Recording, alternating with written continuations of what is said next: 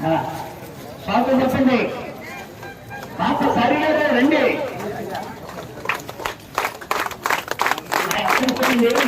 ఈ ఆయన గురుపేటం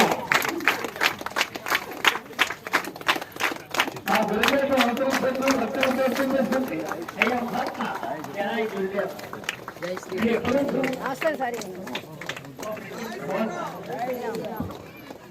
అలా కూర్చొని చెప్తున్నా సార్. ఇప్పుడు మహాత్ములు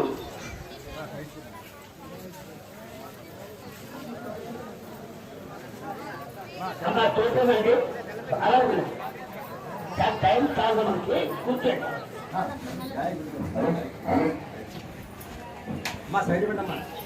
సైడ్ పండి జై ఇంకా మానికి కూడా పేరమ్మా వచ్చినాక